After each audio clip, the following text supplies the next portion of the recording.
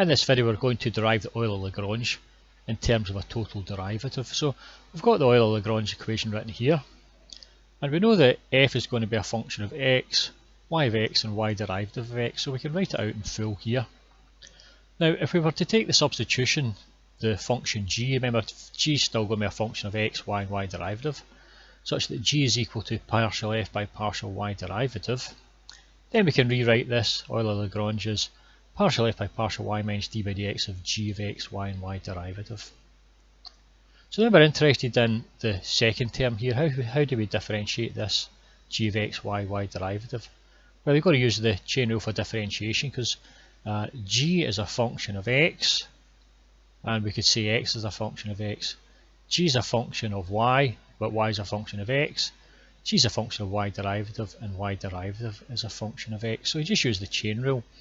So you're going to have partial g by partial x times dx by dx, partial g by partial y times dy by dx, partial g by partial y derivative times dy derivative by dx. And you notice the second terms here, they're not partial, they're actual just straight derivatives. And you can see that because at the lowest level, the y is just a function of x, and here y derivative is just a function of x. So when you get down that level, there's no other variables that need to be held constant. So this is just going to be the straight differential. So therefore we can say that in the next line we can note that dx by dx is just equal to 1. We can replace this here with the y derivative, and you can replace this here with the y double derivative.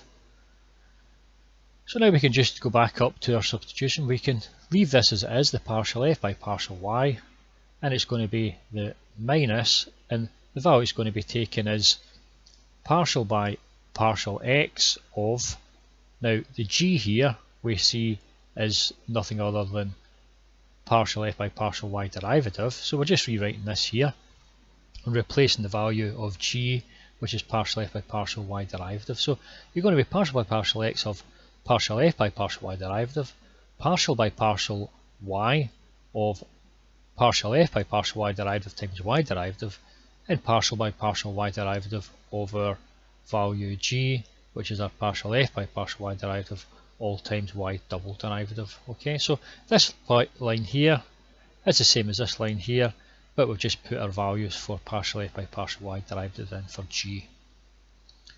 So finally we can write that it's going to be partial f by partial y minus, it'll be partial squared f by partial x partial y derivative, minus partial squared f partial y by partial y derivative times y derivative, minus partial squared f by partial y derivative squared, all times y double derivative, is all going to be equal to our value 0. So that's our Euler Lagrange written in terms of a total derivative. And you see that equation cropping up now and again in proofs. So that's all there is for this video.